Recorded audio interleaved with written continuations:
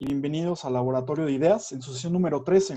Yo soy Eric Caballero y a nombre del presidente Andrés Ataide les doy la más cordial bienvenida. Hoy amanecimos con una noticia, un informe que entregó el INEGI sobre la caída del Producto Interno Bruto. Caímos 18.7% respecto al mismo trimestre del año pasado y 17%, poquito arribita, el 17% respecto al trimestre anterior, es decir, el primer trimestre del año. Y pues nos enfrentamos justamente con esta situación, pero vale mucho la pena estudiar el cómo llegamos aquí, pero también el cómo vamos a salir de esto, y no quedarnos solamente en la crítica y en la cuestión de preocuparnos o de meternos más en este tema, sino entender cómo podríamos salir adelante y entender soluciones. Por otro lado, tenemos un informe del Foro Económico Mundial que dice que habría sido 500 veces más barato hacer o tomar medidas para no haber caído en lo que tuvimos del tema del coronavirus. Es decir, medidas que se hubiesen podido tomar para evitarlo, 500 veces menor. Y en esto una de las cosas que planteaban es que se cuidara, se tuviese mucho más cuidado con la selva tropical y que tuviésemos monitoreo en las zonas limítrofes de la zona tropical, que es justamente donde se ocurre esta clase de brincos genéticos que lleva de un animal a una persona las enfermedades. Pues todos estos temas que tienen que ver con el medio ambiente y con la economía, mucho tiempo se creyó que eran completamente ajenos, que no tenían nada que ver, pero muy por el contrario, justamente tendríamos que entender que estos temas van completamente de la mano, incluso hasta en temas económicos, si queremos reducir costos, si queremos beneficiar a la población y a la sociedad que tengan niveles de vida mucho más altos, necesitamos entenderlos y estudiarlos. Hoy nos complace mucho tener a una de las personas, uno de los economistas como tal, más importantes de México, el doctor Juan Carlos Moreno Briz, un académico de mi alma mater de la Facultad de Economía de la UNAM, y que nos hace muchísimo gusto que nos acompañe hoy. También nos acompaña, por supuesto, el director del Colegio de Política Pública, Gerardo Ángeles, y Julio Meneses, nuestro director, nuestro coordinador de la Mesa de Desarrollo Económico dentro del Colegio de Política Pública. Entonces, sin más, les cedo la palabra a nuestro moderador de hoy, el maestro Julio Meneses, para que podamos iniciar con esta plática. Bienvenidos y adelante. Muchas gracias, secretario. Buenas tardes a todas y a todos. Siempre he creído que ser economista en México es una tarea interesante. A diferencia de lo que pasa en países de primer mundo en donde la estabilidad económica es la constante, en México existen infinidad de retos. Más aún en la coyuntura en la que nos encontramos el día de hoy, en donde hay una recesión económica, hay crecimiento en los niveles de pobreza y desigualdad, hay desempleo, deterioro en el medio ambiente, hay una austeridad presupuestal autoinducida, hay falta de confianza y certidumbre en la política económica del país que desalienta la inversión. Hay un freno a la investigación científica y tecnológica, hay un mal manejo de la crisis sanitaria del COVID-19 que impacta en la economía, hay una negativa absurda a implementar una política económica contracíclica, hay demagogia y hay falta de talento en el gabinete económico del presidente. Todo esto en su conjunto se traduce en falta de rumbo económico con un desenlace de pronóstico reservado. Ante este panorama, los integrantes de la Mesa de Desarrollo Económico y Social nos hemos dado a la tarea de invitar a los economistas más reconocidos del país a que nos compartan su valiosa experiencia y los resultados más recientes de sus trabajos de investigación. El reto para este laboratorio de ideas y del Colegio de Política Pública será traducir todo este conocimiento en políticas públicas en pro de la Ciudad de México y del país. Estamos de manteles largos. Nos sentimos muy honrados de tener en esta sesión a dos extraordinarios economistas de talla internacional, al doctor Juan Carlos Moreno Briz y al maestro Miguel Limón García, que nos expondrán un tema de vanguardia en México y en el mundo, el Green New Deal. Quisiera presentar a nuestros distinguidos expositores. El doctor Juan Carlos Moreno Briz es doctor en Economía por la Universidad de Cambridge, maestro en Economía por el CIDE y licenciado en Matemáticas egresado de la UNAM. Tutor de doctorado y maestría en los campos de desarrollo económico e historia económica. Es investigador nacional. De 2000 a 2015 fue director adjunto y coordinador de investigación de la sede en México de la Comisión Económica para América Latina y el Caribe, CEPAL, donde se incorporó después de 5 años como investigador asociado del David Rockefeller Center for Latin American Studies de la Universidad de Harvard. Ha publicado múltiples capítulos y artículos en revistas internacionales. Sus libros recientes son Panorama reciente de las políticas públicas de desarrollo productivo en México, OIT 2018, Cambio estructural y crecimiento en Centroamérica y República Dominicana, CEPAL 2014, y Desarrollo y crecimiento en la economía mexicana, una perspectiva histórica, Fondo de Cultura Económica 2014 y Oxford University Press 2009. Conferencista en numerosos foros internacionales de académicos, funcionarios de alto nivel, legisladores y representantes de la sociedad civil. Es miembro del grupo Nuevo Curso de Desarrollo de la UNAM, International Development Economic Associates, IDEAS, del Trinity College Cambridge y cofundador del World Economic Association, la segunda mayor organización del gremio a nivel mundial, hoy con más de 16,000 afiliados.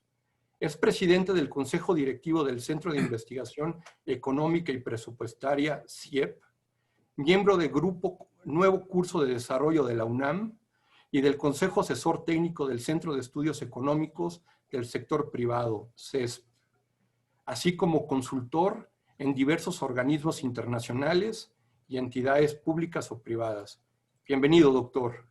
Julio, el maestro gracias. Miguel Limón es licenciado en Economía por el Instituto Tecnológico Autónomo de México. Cuenta con 2 maestrías en la London School of Economics, en Políticas de Desarrollo en América Latina y en Estudios de Desarrollo. Desde el año 2000 y hasta el 2013, impartió diversos cursos tanto en la maestría como en la licenciatura en Economía en el ITAM, siempre relacionados con el desarrollo económico. Trabajó para el gobierno federal por más de 13 años en distintos ámbitos y posiciones. En la Secretaría de Desarrollo Social hizo análisis de políticas públicas y evaluación de programas. En el sector salud, por casi 4 años, primero como jefe de staff en el Seguro Popular y después como jefe de la unidad de vinculación en la Secretaría de Salud, donde fue representante de México ante la Organización Mundial para la Salud y ante la OCDE en el Comité de Salud. Desde diciembre del 2013 es director de programas del Aspen Institute México. Bienvenido, Miguel. Sin más preámbulo, cedo la palabra a nuestros distinguidos expositores. Muchas gracias, Julio. Juan Carlos, inicio yo, si lo ves bien.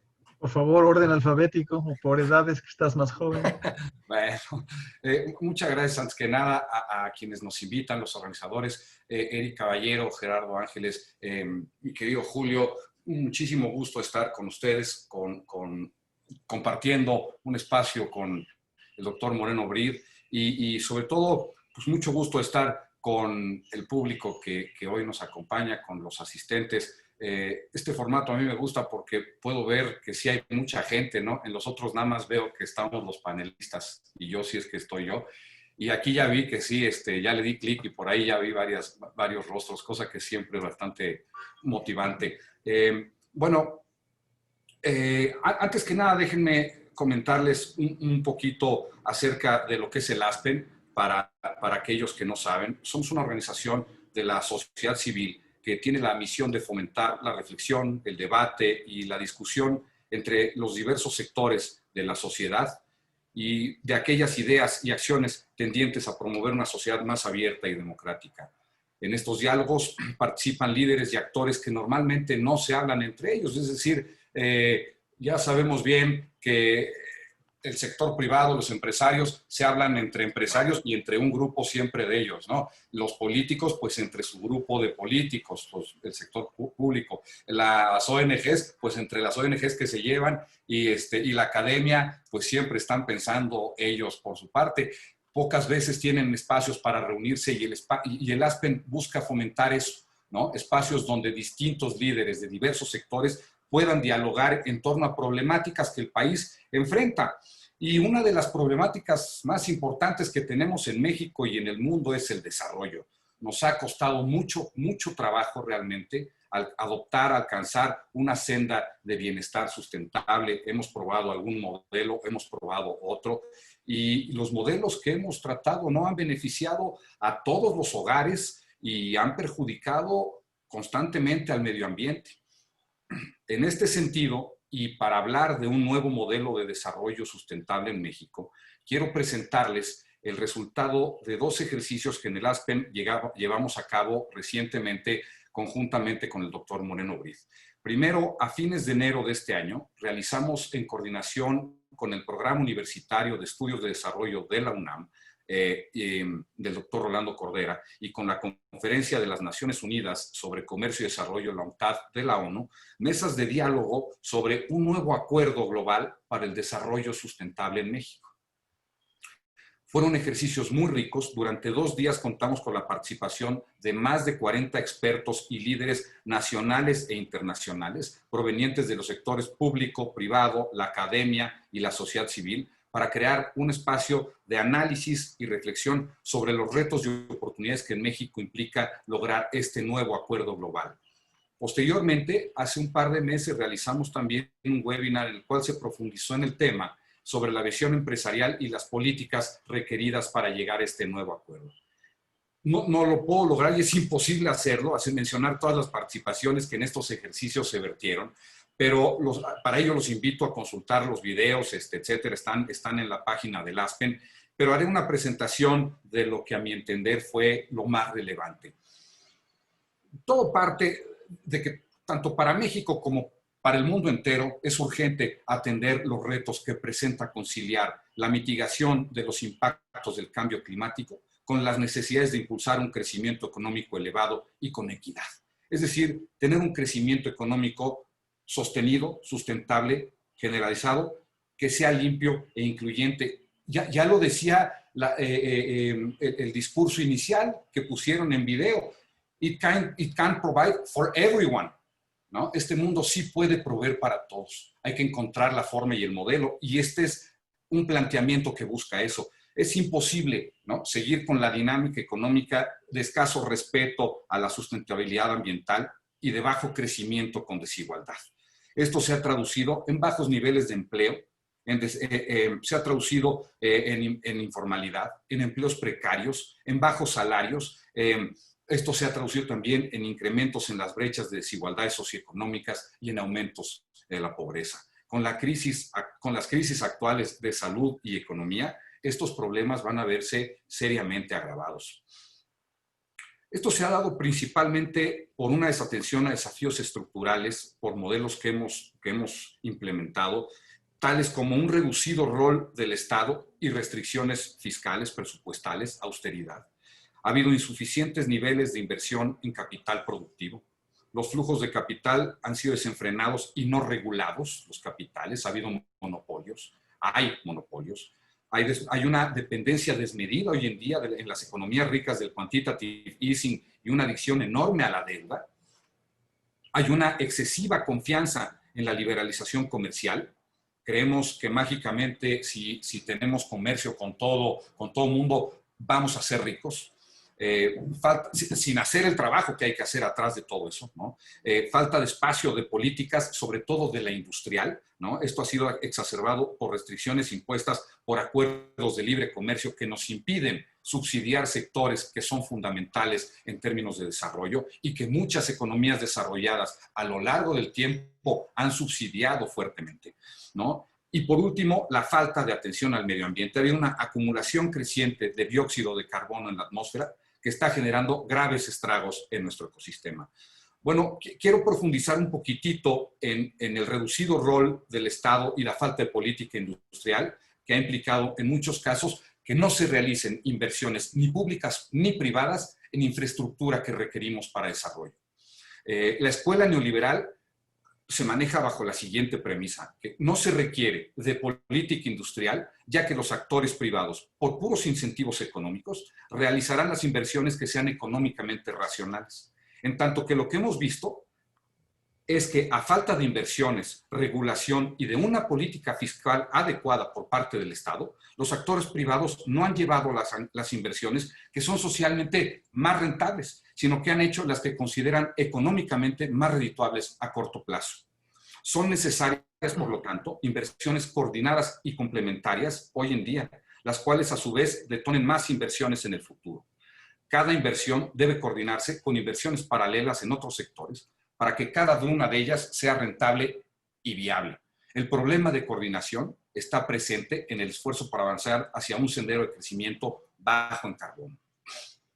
Se requiere no solo de mayor regulación, esto quedó clarísimo después de la crisis de 2008-2009, se requiere de un rol del Estado mucho más fuerte, con acciones contracíclicas para tiempos como hoy que serían fundamentales haberlas implementado desde el año pasado, que ya veíamos que el país estaba en recesión.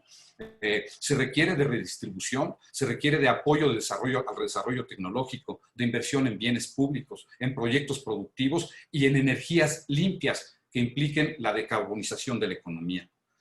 Asimismo, también cabe señalar que ha habido una sobreventa, como les decía, de la liberalización comercial y financiera y de la estabilización macroeconómica como condiciones necesarias, pero cuasi suficientes. Ese es el problema para el crecimiento económico, lo que ha llevado a una falta de atención del Estado y la sociedad al medio ambiente y a la desigualdad. No se corrigen estas llamadas fallas de mercado sin políticas, sin voluntades concertadas y sin instrumentos. No podemos hablar de desarrollo sin un estado de bienestar. Eso es lo que tendríamos que construir en México para poder hablar de desarrollo.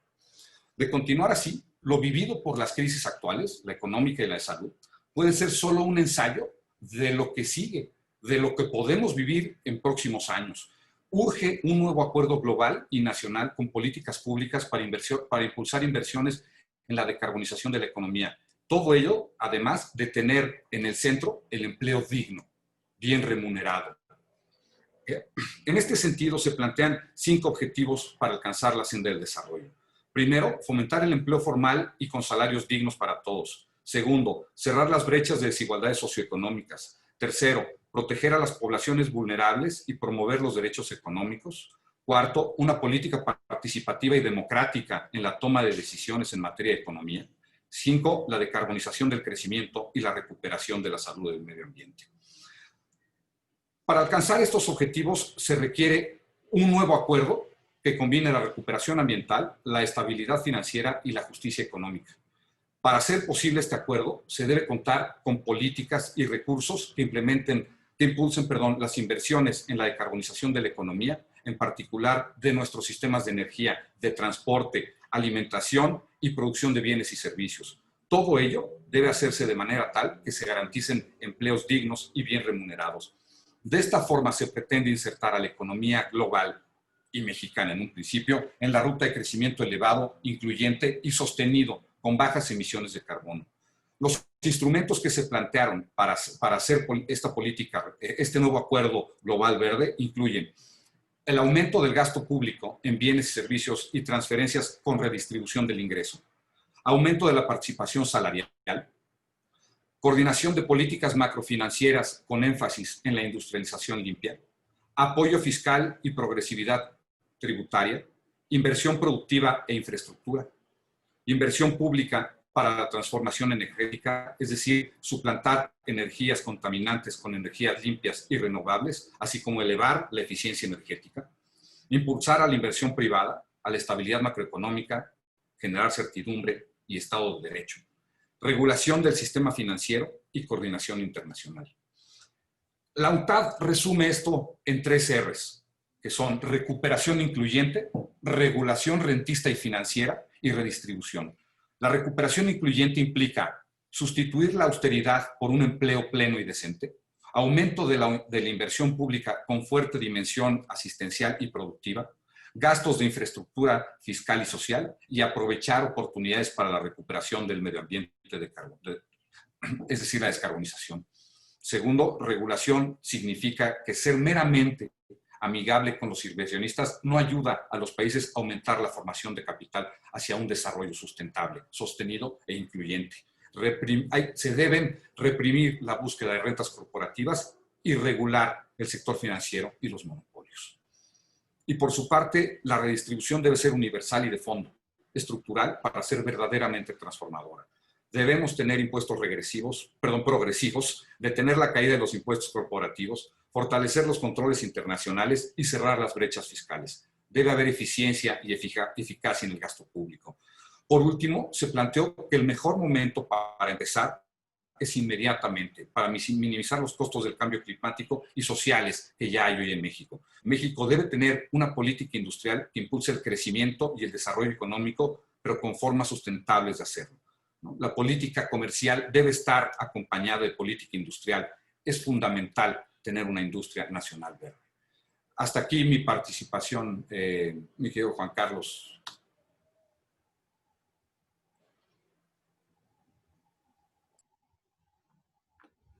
Ahora sí ya. Miguel, un gran gusto siempre compartir. Ya no sé qué se dice, la mesa, el estrado, la pantalla, mi escritorio, el micrófono contigo, no sé. Quiero, para empezar, por la educación, ¿no? A Gerardo, muchísimas gracias. Eric, muchísimas gracias. Julio, un gran placer. Y me encanta el eslogan que tiene abajo, si hay de otra. Me da mucho gusto porque de repente entra tal desánimo en que no hay de otra. Y lo que hay que hacer es que hay que patear el tablero y decir que se vaya y que no sirve y que está dado. Y yo no sé por qué los guajiros tienen esa fama de sueños tan espantosos, ¿no? Porque siempre se dice que es un sueño guajiro y la verdad yo creo que hay que trabajar con los partidos, hay que trabajar con el Congreso, hay que trabajar en la democracia y si alguien llegó por la vía electoral al poder, pues tendrá que salir por la vía electoral o tendrá que continuar por la vía electoral, porque al final ganó las elecciones con X número de votos y todos tenemos la culpa o el mérito de que haya ganado, como se le quiera ver, y el cambio tiene que ser democrático. Entonces, en ese sentido, me encantó además ver a Coldplay en las pantallas del PAN, la verdad, me gusta muchísimo. Y dicho todo eso, complementando más bien lo que decía mi queridísimo Miguel, que además ya no sé qué parte escribiste tú, qué parte escribí yo y qué parte escribimos juntos, pero es lo mismo. Algo que mencionabas, de repente dice uno, bueno, es que tiene el corazón en el lugar adecuado, pero la cabeza no la tiene en el lugar adecuado. No sabemos finanzas públicas, o eso es una cosa de largo plazo. Tenemos una amiga muy querida que dirige ahora la CEGIF, ahí en España, Secretaría General de Iberoamericana, y ella siempre nos recuerda que el corto y el largo plazo son totalmente distintos, pero tienen una cosa en común. La cosa en común es que empiezan hoy. Hoy empieza el corto plazo y hoy empieza el largo plazo. Y lo que uno no esté haciendo en el corto plazo con miras de largo plazo, nunca se llega a largo plazo. O como Alicia cuando estaba perdida en el bosque, me refiero a Alicia en el País de las Maravillas, no a las otras Alicias que siguen en el mundo, y que no sabe dónde anda y le pregunta, bueno, es que quiero salir, pues si no sabes para dónde vas, bueno, pues camina y a algún lado llegarás.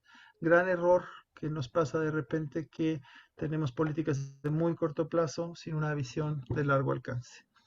Las dos grandes fallas y además eso lo vemos en nuestra política pública, hablamos de miscelánea fiscal o hablamos se hace un plan nacional de desarrollo a 6 años, pero en realidad es un plan de papel porque pues cada año se modifica para bien o para mal. Ahorita, Miguel, tú tuviste a bien recordarnos lo del neoliberalismo, ¿no? A nosotros nos pasa luego que yo ya no entiendo, o que los dos, qué exactamente queremos decir con neoliberal y qué exactamente queremos decir con populista. Se han vuelto insultos o se han vuelto cumplidos, a según de qué lado estés del vaso de vino. Tenemos un presidente que dice que odia el neoliberalismo y cuando uno ve política por política, salvo la política laboral, que la política laboral es muy distinta a la que instrumentó todos los presidentes anteriores, con la excepción de Peña Nieto en su último año, por presión, si lo quieren poder poner así, del TPP o del TEMEC, que pidieron que nuestra legislación laboral fuera moderna en la línea de OIT, con sindicatos libres, con todo lo que ustedes saben. Ese es uno de los cambios muy importantes. Otro cambio muy importante también, regresivo por cierto, es que la política ambiental y la transición energética que estábamos haciendo hacia las renovables ha estado interrumpida. Tenemos una fascinación en nuestro Ejecutivo por el petróleo, por el carbón, etcétera. Entonces ahí vamos para atrás justo con lo del cambio climático. Y tenemos también que si bien llegó con el slogan de primero los pobres y abajo la corrupción, Que por cierto, yo no conozco ningún gobierno que haya dicho abajo los pobres y arriba la corrupción. O sea, eso, no es el punto no es el discurso, el punto es el curso. Y cuando uno ve el curso, para poder llegar a las partes que decía Miguel de esta nueva agenda de desarrollo, primero, ¿cómo le vamos a hacer para salir en donde estamos? Tenemos una discusión de las consonantes famosas, que cómo va a estar el rebote de la economía, es que si es en B minúscula, en B ya está, en B de la Volkswagen, que si es en W o W como se decía antes, que si es en L, que si es en U, y debe haber una cantidad de letras en árabe que deben de ser mucho más fidedignas a lo que le está pasando a la economía, que es una caída así, y luego un garabato, pero de aquí a que se recupere una tendencia a largo plazo, acordémonos que el gran tema no era el nivel del PIB, no el nivel del PIB per cápita, sino la tendencia a largo plazo. La economía mexicana no puede seguir a la tasa a la que estaba creciendo, que era 2% más o menos. Necesitábamos crecer al 4 o 5 para absorber a la cantidad de muchachos que están entrando, y ahora ni tan muchachos, porque están corriendo a la gente de 50, 40 y tantos años para que se vaya a su casa en esta gran crisis. Entonces, el primer punto es decir, antes de ver cómo se va a recuperar, es cómo le hacemos para que esto deje de caer. Como hoy mencionaba, creo que fue Eric el que mencionó, no estoy seguro, ya no me acuerdo si era antes de que estuviéramos todos juntos o después, que tuvimos una noticia muy impresionante. Pues tuvimos varias, porque el informe del Banco de México salió hoy y uno de los escenarios que pinta ahora es una caída de cerca del 13% anualizada para el 2020 y sin recuperación en el año que entra. Entonces, ¿por qué seguimos en ella? Entonces yo creo que lo primero que habría que hacer, lo que estaba mencionando mi querido Miguel, es, número uno, entender que lo que está haciendo nuestro gobierno actualmente está mal en términos de sus grandes metas. En corrupción no me voy a meter, tampoco me voy a meter en la pandemia, no soy epidemiólogo y no soy abogado. Lo que sí soy es economista. Y desde Keynes sabemos que la política de austeridad, suponiendo que fuera aplicable en algún momento, no es aplicable en momentos de un choque tan adverso como el que vive la economía mexicana.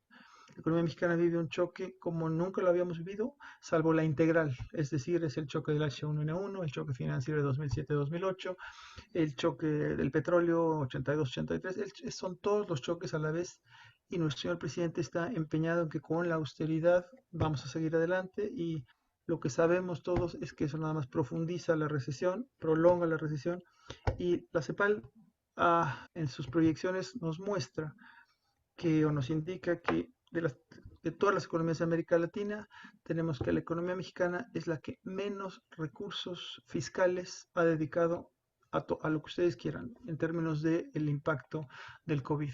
Competimos con Bahamas. Hay muchas cosas muy lindas para competir con Bahamas, me imagino que en turismo, en playas, en otro estilo de cosas, pero competir con Bahamas en términos de el escaso dinero que estamos dando para proteger el empleo, no solo el empleo, sino las fuentes de empleo, no estamos haciendo absolutamente nada al respecto. Tenemos por otro lado, si bien Miguel estaba mencionando la necesidad de coordinación de políticas fiscales y monetarias, tenemos que algunos de ustedes veo las caras son muy jóvenes, quizá todavía se acuerdan a los que les interesa manejar un automóvil de cuando empezaron a hacerlo, que uno tiene un poco de miedo y aprieta el acelerador y aprieta el freno a la vez y el coche no va para ningún lado, ¿no? Esa es la economía mexicana hoy en día.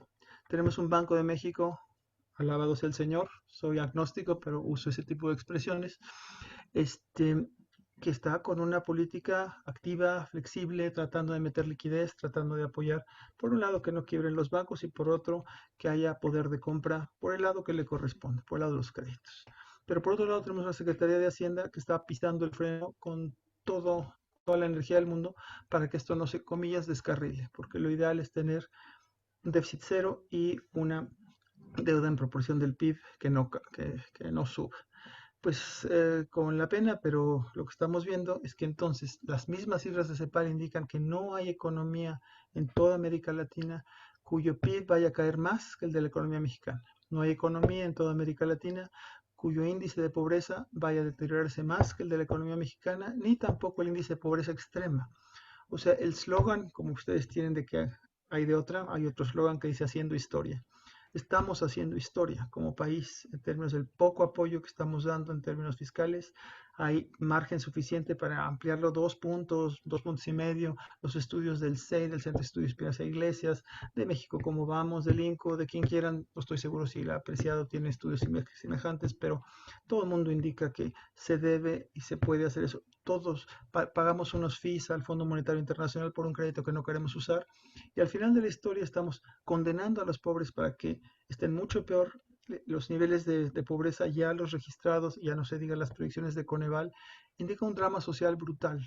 No lo hemos visto de ese tamaño. Ese drama social se refiere al futuro de los mexicanos y en cosas como nosotros nos preocupa mucho, y a ustedes como partido político, estabilidad social, estabilidad política y el bienestar de todos los mexicanos. Dos grandes temas nos trae la pandemia a colación. A veces la división entre neoliberalismo y el populismo es una discusión entre mercado y Estado, que eso sería del neoliberalismo, o el liberalismo, el individuo y el Estado. Lo que yo creo que revela, o creemos Miguel y yo que revela esta gran falla del COVID y la desigualdad, es que la discusión fuerte está entre lo privado y lo público. Lo que tenemos que rescatar es la noción de privado y de público. Ustedes tienen mucho énfasis, el PAN entiendo yo, por el bien público. O sea, nosotros hemos creado un modelo de desarrollo en el cual la educación pública es sinónimo de la mala educación, el parque público es sinónimo del que no puede pagar el parque privado, y suma y sigue. O sea, lo público no está valorado como tal. Y tenemos una situación en la cual el presidente de la Bolsa de Valores mexicana fallece por COVID, una persona, bueno, que yo estimaba, y si pues fallece por COVID, pues teniendo esa cantidad de dinero, es que el eslabón se rompe de la parte más débil y al final somos todos. Muchos de los que estamos ahorita aquí tenemos la gran fortuna de que llega un cheque a nuestra casa, podemos hacer caso de quédate en casa. Y lo único que hacemos es, como dice la película, que comiencen los juegos del hambre. Lo que hacemos es pasar el costo social y el costo en salud a jóvenes que no tienen empleo y que hacen el favor, comillas, de traernos la comida a la casa, de traernos todo lo que necesitamos como clase media pudiente, como sea que se diga eso. Ese tipo de modelo es un desastre. No podemos reconstruir México, construir México de la forma en que lo estábamos construyendo. Necesitamos que el presupuesto, porque lo que no pase por Hacienda no va a pasar por ningún lado, necesitamos retomar cuando se habla de una reforma fiscal, no solo es la parte, quiero subrayar lo que decía Miguel, no solo es que recaudemos mejor, recaudemos más, pero también que gastemos mucho mejor. Es desde mi punto de vista impresentable que sigamos gastando en los 3 proyectos piloto, los 3 proyectos piloto, que mal me salió lo de piloto, pero bueno, los 3 proyectos preferidos del presidente, y cuando necesitamos tanto dinero para otras cosas. Necesitamos poner la alimentación, el sistema de protección social universal, un ingreso básico ciudadano, aunque sea temporal, ya urge. A veces se dice, desde algunos, incluso desde el Banco de México, a veces algunos escritos han dicho que no es el momento de hacer política contracíclica porque en un confinamiento lo único que produce es inflación. Nosotros decimos que hay dos momentos de la política fiscal o de la política pública. En el momento del confinamiento lo que tienes que hacer es proteger empleos, entiéndase que las empresas no cierren, porque va a ser muy difícil cuando la gente pierde el empleo y quiebra la empresa. Necesitamos proteger empresas y necesitamos proteger a la gente que perdió capacidad de compra. Un estudio de la Ibero reciente dice que 1 de cada 3 familias tiene a alguien que perdió el empleo o alguien que perdió fuertemente los ingresos. Entonces, todo eso el gobierno debería hoy mismo hacer, y entro a la parte política más de ustedes, deberíamos, se lo hemos pedido al presidente en 2 cartas abiertas ya, en una nos fue bastante mal, en otra no nos han contestado todavía, que convoque a un acuerdo nacional para un programa de emergencia por un desarrollo sustentable y un desarrollo incluyente. A veces se piensa que la igualdad es una cosa ética o es una cosa estética. En el caso mexicano, la igualdad es una cosa económica. Los motores de crecimiento hay de a dos, como en los barcos. Las velas y el motor interno. Las velas es el comercio está apagado y seguirá apagado, y aun cuando estuvo bien, nunca México logró cerrar su brecha con Estados Unidos. 5 mexicanos, 4 son vulnerables, el índice de pobreza laboral es brutal, la desigualdad suma y sigue. La única forma de impulsar un velero, si no hay velas o si no hay viento, es remando. Cuando uno dice es que hay que fortalecer el mercado interno, suena muy bonito. ¿El mercado interno qué es exactamente? ¿City Market que esté abierto? El mercado interno no es eso. El mercado interno somos los mexicanos, que si fuéramos nosotros los que estamos en este Zoom, el mexicano promedio, México sería muy distinto. Lo que necesitamos es fortalecer el poder de compra de los mexicanos. Y esa es la única forma, es haciendo una política por la igualdad, porque sin igualdad no va a haber motor de crecimiento. Y sin un cambio, como decía Miguel, atinadamente una política por una reconversión verde, una reconversión sustentable, aprovechando todas esas oportunidades que hay, México está condenado a inaugurar una vez más una década perdida con gran costo para los jóvenes, muchos de ustedes, para nosotros que no somos tan jóvenes, y para el futuro. No sé qué porcentaje de los mexicanos es joven, me imagino que es relativamente alto, no me acuerdo la cifra, pero ese porcentaje es del presente de los mexicanos, pero es el futuro, el 100% del futuro de los mexicanos. Hoy en día, si no construimos un México más verde, no hay manera que ellos tengan esperanza. Si no construimos un México más igualitario, tampoco. Y si no construimos eso, a veces piensa uno, caray, es que el mundo se va a acabar. Y pues la pena es que el mundo no se va a acabar. Más bien va a ser esa película de cómo se ve el mundo sin mí, porque los que no vamos a estar somos nosotros. Yo deseo fuertemente que el PAN tenga la capacidad de convocar un acuerdo de ese estilo. El PAN solo, obviamente, ningún partido solo lo puede hacer. Hago mis votos porque haya unidad en los partidos hacia este tipo de acuerdo por una política distinta, una política de emergencia concentrada en esos dos temas, la igualdad y la sustentabilidad. Tenemos una gran oportunidad ahora que se está discutiendo pronto el presupuesto y les deseo muchísima suerte y agradezco muchísimo la oportunidad de estar dialogando con ustedes. Muchas gracias, Gerardo, Eric y queridísimo Julio y obviamente Miguel. Cambio.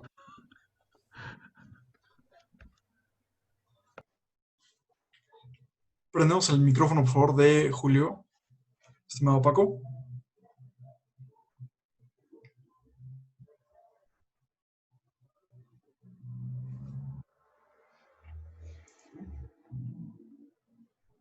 Paco, prendemos el micrófono de Julio, por favor. Y mientras tanto, pues doctor Juan Carlos, doctor Miguel, muchísimas gracias por las palabras, por lo que nos comentan. Justamente vivimos una situación de emergencia y pues a veces creo que en política se llega a perder un poco la visión de que detrás de esas caídas de un PIB, detrás de esos números, pues hay personas que se están quedando sin un sustento, sin tener que comer, personas que se están perdiendo la vida inclusive y que a veces llegamos a perder, o sea, hacemos abstracción de justamente esto que ocurre a nivel personal y lo entendemos hasta que nos pasa a alguno de nosotros, hasta que perdemos a un familiar, hasta que entendemos que un amigo perdió su trabajo, nosotros mismos lo hicimos, y es entonces donde nos empezamos a preocupar.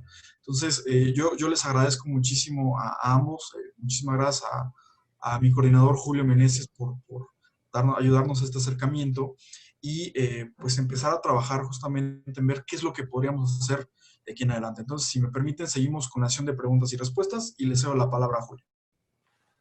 Muchas gracias, secretario. Muchas gracias, doctor Moreno Brid. Muchas gracias, Miguel. Nos sentimos muy honrados en que estuvieran en esta sesión con nosotros.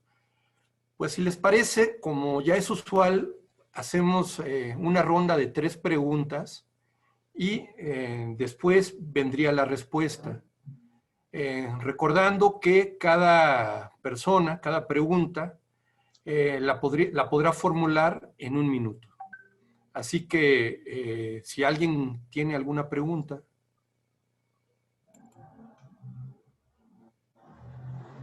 ¿Algún comentario, alguna observación, aprovechando pues la experiencia del doctor Moreno?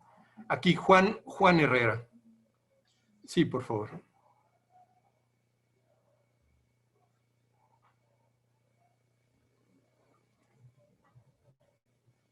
Adelante, si pueden abrir, por favor, el micrófono de Juan Herrera, por favor.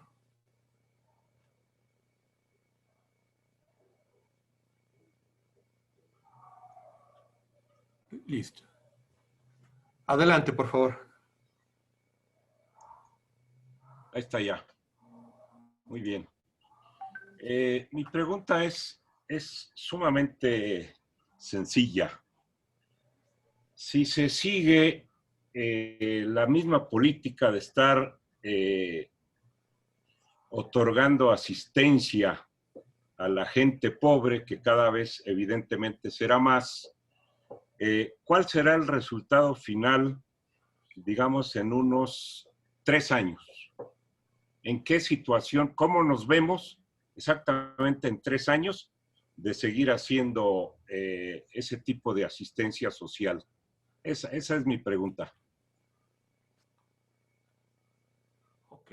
¿Alguna pregunta adicional? Sí, Cristian Plata. A ver si se puede abrir, por favor, el... Sí, ya. Muchísimas gracias, licenciado Julio. Doctor Juan Carlos, me gustó mucho su participación. Estoy muy de acuerdo con usted que las políticas medioambientales deben ser a largo plazo. Estoy de acuerdo en esa situación. Y las medidas actuales del gobierno son sin ningún sustento científico, a mi parecer, y a corto plazo, como pues, lo sabemos, la construcción de la refinería o tratar de poner trabas en el desarrollo a las energías limpias en el país. Yo considero que las grandes potencias están conscientes de los peligros a la economía para el cambio climático y que sus objetivos están a largo plazo pensados. China con el Acuerdo de París, Estados Unidos y Joe Biden está presentando una propuesta de inversión de trillones de dólares y Alemania y Francia quieren disminuir el uso del carbón de manera total en los próximos años. Mi pregunta es la siguiente, doctor Juan Carlos. Escuché que está de acuerdo con el ingreso básico universal. Antes de la pandemia se empezaba a debatir el tema y algunos países empezaban a aplicarla. Después de que termine la pandemia, ¿cree usted que puede hacer una medida económica que se lleve a cabo en el futuro para combatir la pobreza y la desigualdad? Muchísimas gracias. Perfecto. Si abrimos el micrófono, por favor, de Héctor Castañeda. Sí, muy buenas tardes a todos. Básicamente es el tema de saber desde su punto de vista cuál es el retroceso en años a consecuencia no solo de la pandemia, sino de las políticas que se han venido operando, porque se habla de que regresamos al 95, pero ¿cómo se calcula o cómo nosotros podemos dimensionar el impacto no solo en años, sino en capacidad de desarrollo, de crecimiento reales de nuestro país? ¿Es cuánto? Muchas gracias. Doctor Miguel, no sé quién quiera responder. Miguel, si quieres empezar, me gustaría si puedes tocar lo de la parte del Global Green New Deal, porque el Acuerdo Verde, de hecho, está planteado por UNCTAD desde una perspectiva mundial. Si te parece, Miguel, ya no te tengo en la pantalla, tengo 136 caritas muy bonitas o caras, perdón, no tengo idea en qué, me siento como jugando Fue un ¿cómo se poquito la llama? señal, Candy Crush. se me fue un poquito la señal ahí, Juan Carlos, en torno, es decir, de la última pregunta, no la escuché completa. Si puedes repetir muy breve, te lo agradecería. Que es esta parte del acuerdo global que dice Juan Carlos. Esa creo que fue la segunda, Miguel. La última es cómo mides el atraso. La segunda es el ingreso básico, ¿no? Sí, pero hablaba un poco que está planteado en Europa y bueno, en fin, okay. A la que tú quieras entrar, mira, por mí perfecto. La tercera, como no la escuché, te la dejo. Voy a contestar las primeras dos y si quieres complementas, Juan Carlos, que Perfecto. seguramente lo vas a hacer mucho mejor que yo.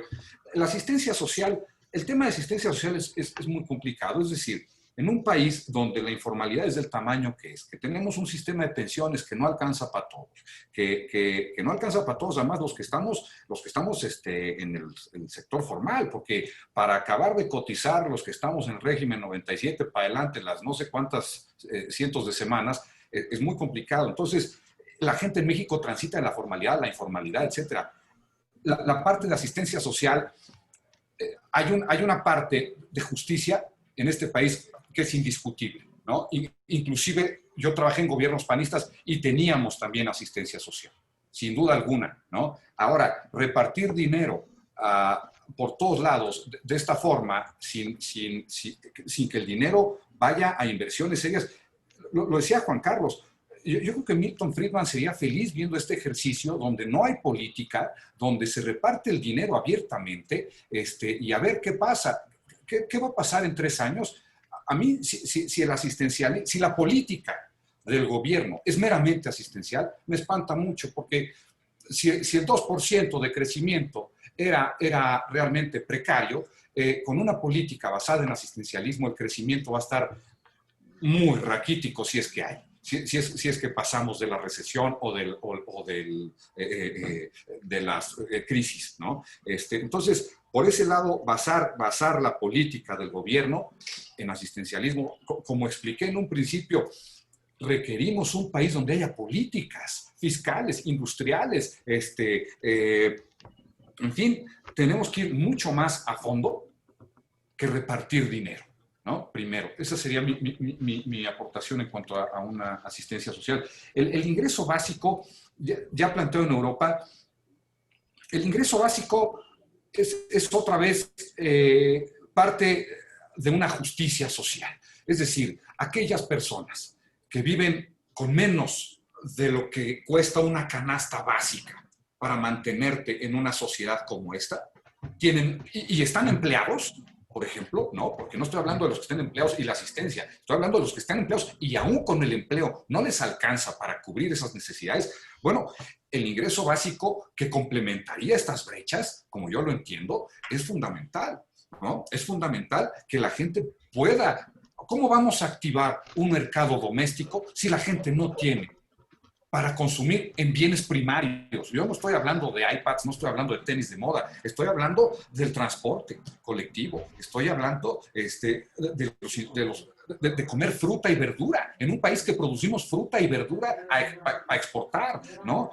Si no arreglamos esos problemas y a través de una justicia, que además el PAN siempre ha promulgado por una justicia desde la creación. Es ese piso mínimo que todos debemos tener para poder jugar en una cancha más o menos pareja. Eso yo creo que es indispensable. Ahora, habría que construir los números y, como bien dice el doctor Moreno Brid, echarle cuadratura al círculo de la política fiscal, ¿no? Y hacer una reforma fiscal que nos dé para que nos alcance para eso.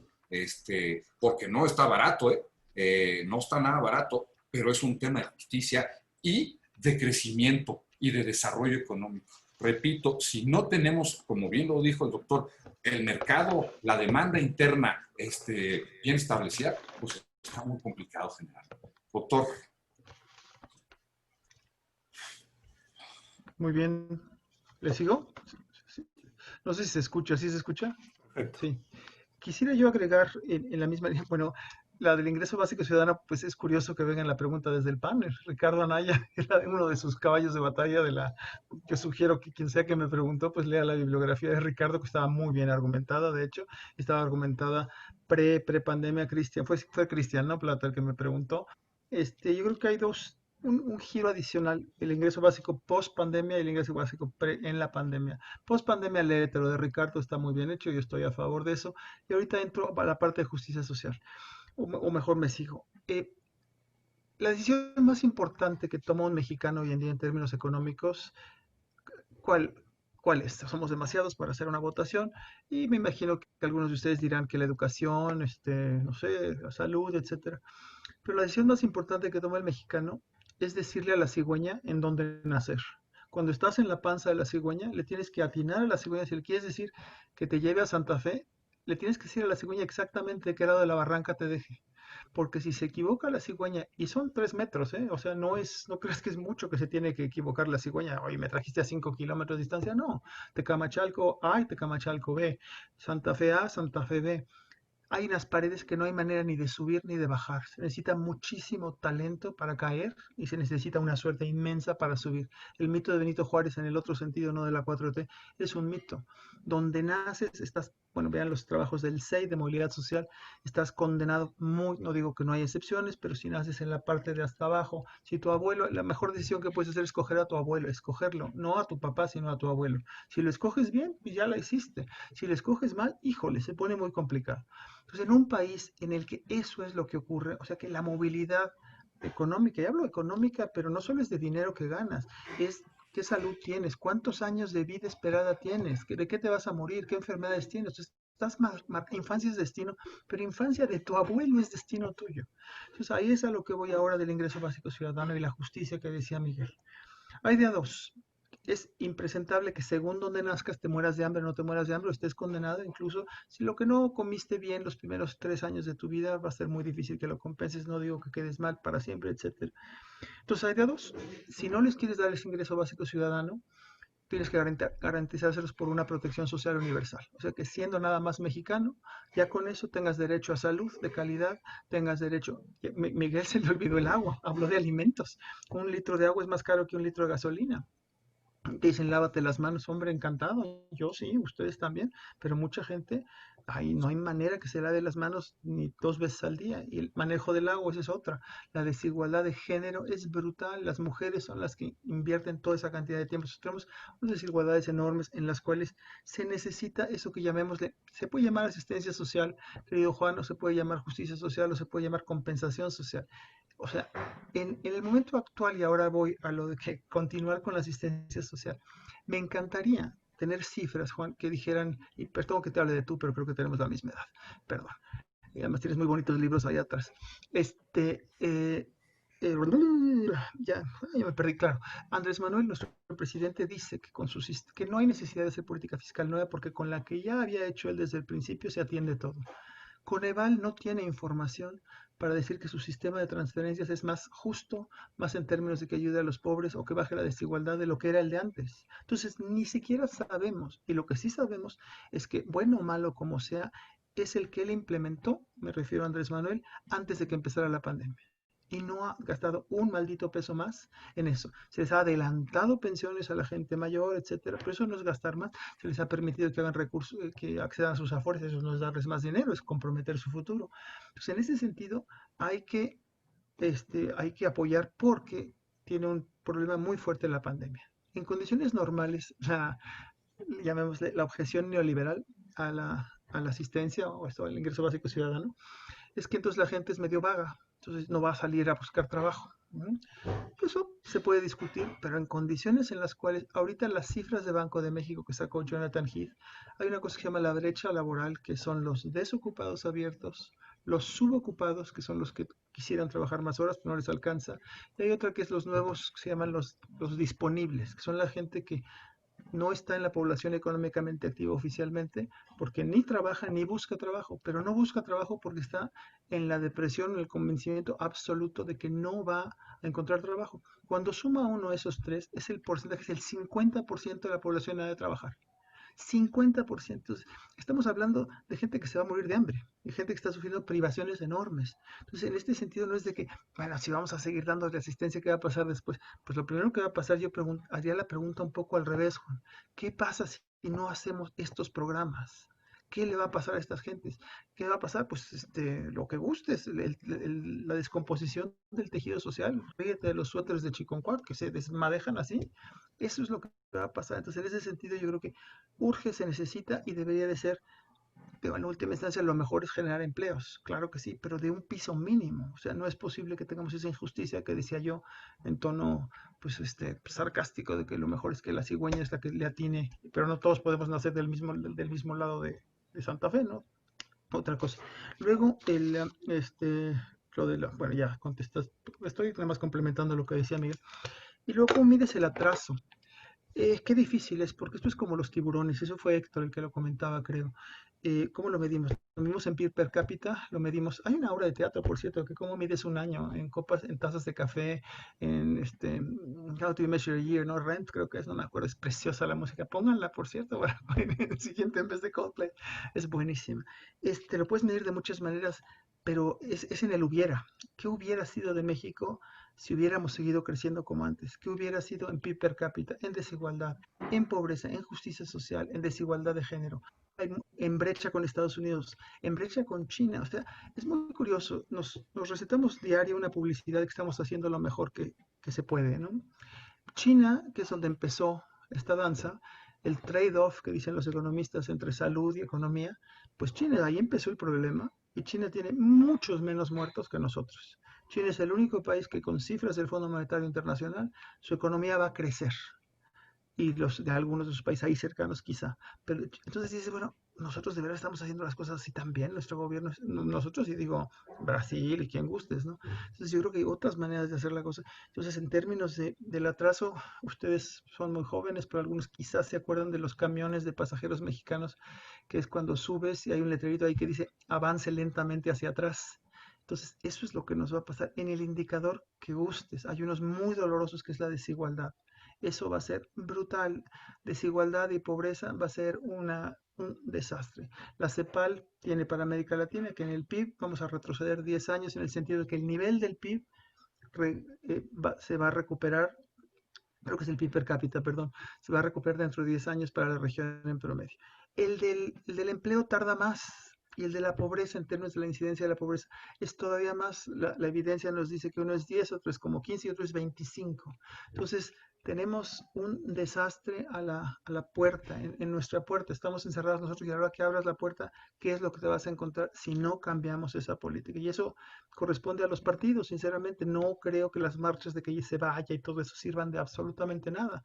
En ese sentido, es impresentable que Morena tenga un programa muy sensato. Sinceramente se podrán discutir algunas cosas de una reforma fiscal, de un gasto distinto, de un programa de emergencia, de una cosa contracíclica. Hacienda inclusive lo presentó en criterios generales de política económica de hace 2 años, pero el presidente no lo quiere. Entonces yo sugeriría que, siendo un partido que dice que se puede otra, bueno, pues me imagino que, bueno, pongan alguna iniciativa. No estoy dando consejo ni mucho menos, es esperanza la que tengo de que sí hay de otra, y que ahora en la Cámara pues hagan que nuestro Ejecutivo entienda que de esta forma va a ser historia, pero de la otra. Hay una cosa más, cuando ponen ustedes el cronómetro ese, pensé que eran los cachitos de lotería que estaban vendiéndose a esa velocidad. Yo dije, wow, están vendiendo los cachitos aquí en el pan, qué cosa. Pero bueno. No, para nada. Seguimos. Carlos Díaz González, por favor.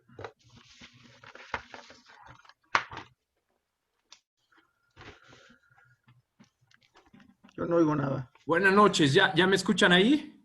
Ahora sí. Adelante, Carlos. Doctor Moreno, maestro Limón, buenas noches a todos. Precisamente hablando de la brecha con Estados Unidos, en un escenario futurístico pero probable, en caso de que vuelva el gobierno demócrata a ganar en Estados Unidos, ellos retomarían los acuerdos del 2015 de París en términos de reducción de emisiones de carbono. ¿Y cuál sería un breve escenario, una breve semblanza de cómo quedaríamos nosotros parados en estos años de recuperación que vamos a tardar nosotros un poco más del doble tal vez que Estados Unidos en recuperarnos de la crisis del COVID? ¿Cuál sería el escenario si el gobierno demócrata ganara y retomara los acuerdos de París que este gobierno está tirando a la basura? Muy bien. Muchas gracias. Seguimos con Fabián Hernández Avilés. Hola, buenas noches. Primero, ¿sí me escuchan? Adelante, sí. Primero, pues mil gracias a ambos por lo que nos acaban de compartir. Mi pregunta tiene que ver con un sector que, pues en lo personal es muy valioso para nuestra economía, y me refiero al sector informal. Justamente ahorita que estamos hablando de crecimiento económico incluyente e igualitario. Y no es que necesariamente esté a favor de este sector, pero sí me parece comprensible esta resistencia y este rechazo a formalizar un negocio. Pues creo que el hecho de formalizarlo, de pronto sí podría llegar a parecer una pérdida de dinero y de tiempo, claro. Y más si este negocio es de generaciones y en todas las décadas previas, pues se han logrado mantener en la informalidad. Entonces creo que de acuerdo a eso sí podría verse muy poco atractivo la formalización. Bueno, mi pregunta es esta: además de facilitarles los servicios financieros, ¿cómo incentivas tú a un sector de la economía, a este sector de la economía a constituirse legalmente? Muchas gracias, es todo. Muchas gracias. Jorge Palacios. Adelante, Jorge.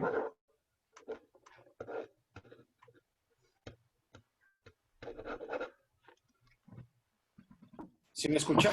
Perfecto, Jorge. Perfecto. Perfecto. Buenas tardes a todos. Muchas gracias. Una pregunta para el maestro Miguel Limón. Usted comentó que los actores privados no han realizado las inversiones necesarias en nuestro país. ¿Esto se debe a la pérdida de confianza de estos inversionistas? tanto nacionales como extranjeros, y si considera usted que el inicio de esta pérdida de confianza se dio con la cancelación de la construcción del nuevo aeropuerto de la Ciudad de México y que ha continuado con aquellas consultas patito para cancelar inversiones productivas en algunos estados de nuestro país. Muchas gracias. Perfecto, Jorge, muchas gracias. Adelante, doctor Miguel. No sé si quieren responder. ¿Quieres, Miguel, lo que quieras? Sí, igual? Pues me arranco con la tercera y toco las otras dos y me corriges. Te complemento más bien. Sale. Jorge, muchas gracias por la pregunta. Las inversiones que no se han realizado muchas veces, pues no se han realizado porque son inversiones que requieren de complementariedades. Vamos desde antes del aeropuerto, ¿no? A mí una de las cosas que más me duelen ver, no solo en México, sino en Latinoamérica, la cantidad de centros comerciales que tenemos en nuestras ciudades, por ejemplo.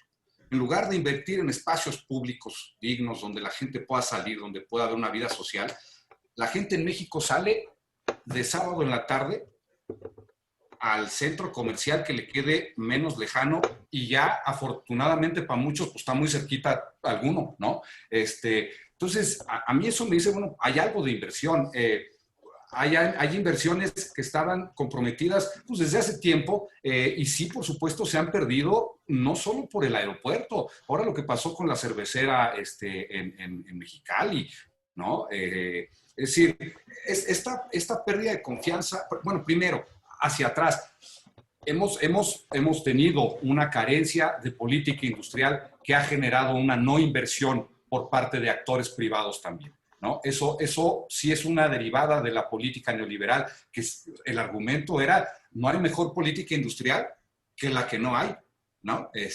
Entonces, por ahí era. Y cuando el sector privado no genera inversiones, es decir, yo no conozco un sistema ferroviario en el mundo que no tenga apoyo estatal.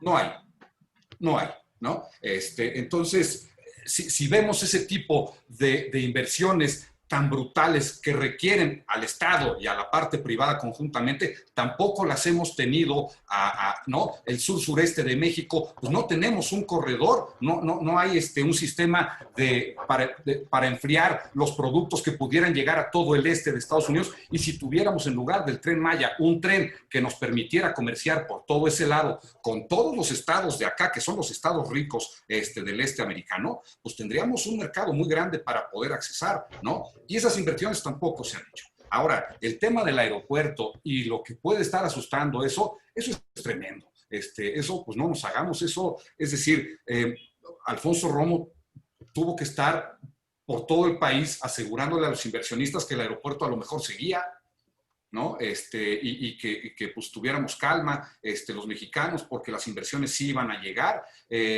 Entonces, cuando tú tienes un sector federal que las arbitrariedades son de ese tamaño, por supuesto que la inversión queda espantada. Y cuando además los obligas a comer tamales que cuestan quién sabe cuántos, ¿no? miles de pesos por un avión que no se los vas a rifar, que quién sabe qué, pues el único que no fue, bueno, no les voy a decir quién, pero por ahí fue un solo empresario que no fue, y a ver cuánto no le cuesta. Pero ese es el tema de tener que, ¿no? Ahora forzamos las inversiones de este tipo, que ni siquiera, es decir, para los dineros que vamos a usar, como decía, para lo que se van a usar esos dineros, como decía el doctor Moreno Brid, que son las inversiones del aeropuerto de Santa Lucía, que lo que dicen muchos expertos es que no va a volar,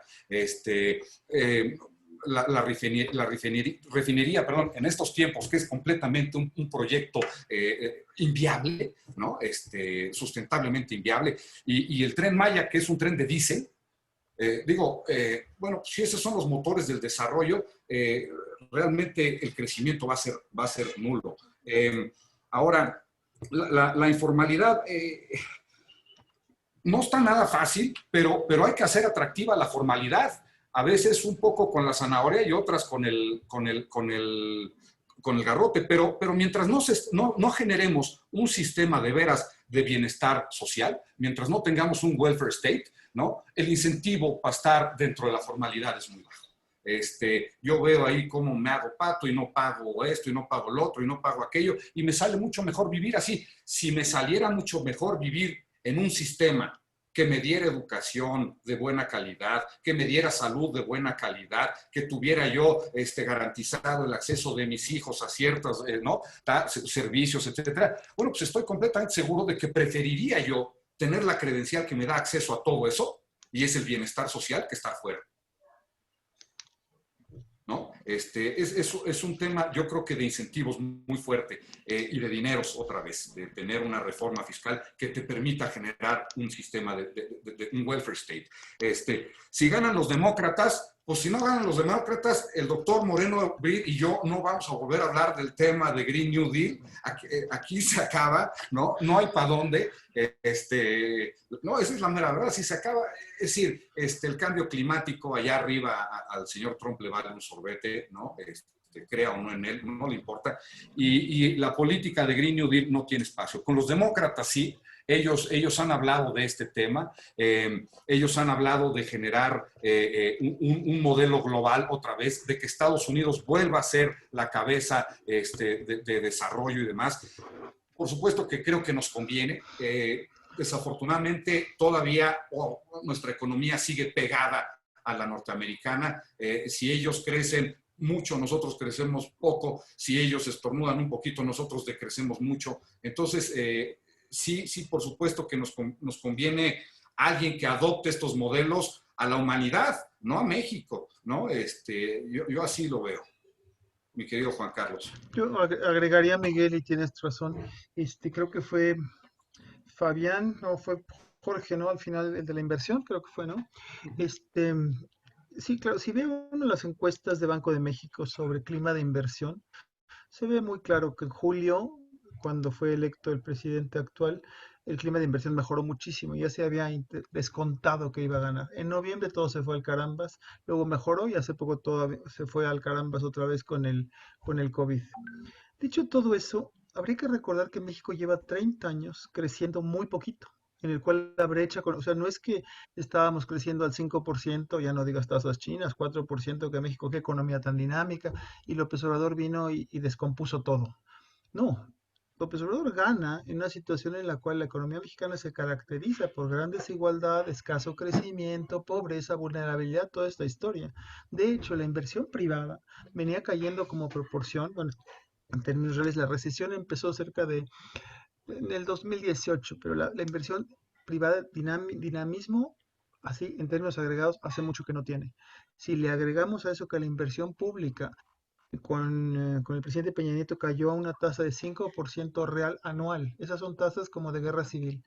Y si uno piensa que, como muy bien dijo Miguel, pues, sin infraestructura de primera, pues tampoco puede haber competitividad de primera. Entonces, la inversión privada ya tenía un gran problema de tiempo atrás en términos de su dinamismo, y no solo de la cantidad de inversión, sino qué tipo de inversión. Y a lo que voy es lo que mencionaba muy bien Miguel. Si bien se dice que no hubo política industrial y que la mejor es que la que no hubiera, se mantuvieron 2 o 3 programas muy importantes. El de Maquila, Altex y Pitex. Los programas que eran para promover exportaciones, pero exportaciones con un pequeño detallito. Si vemos la evolución de las exportaciones coreanas y mexicanas, las dos parecen, cuando estaba abierta la feria de Chapultepec, ese tipo de curva así exponencial hacia arriba, o como estamos acostumbrados con las del COVID. Las dos. Eso es en valor bruto, ventas. Cuando vemos valor agregado, es decir, para los que no son economistas, en un país el valor agregado es todo lo que, las ventas totales menos lo que compraste afuera de insumos importados, o sea, lo que el país agrega a lo que compra.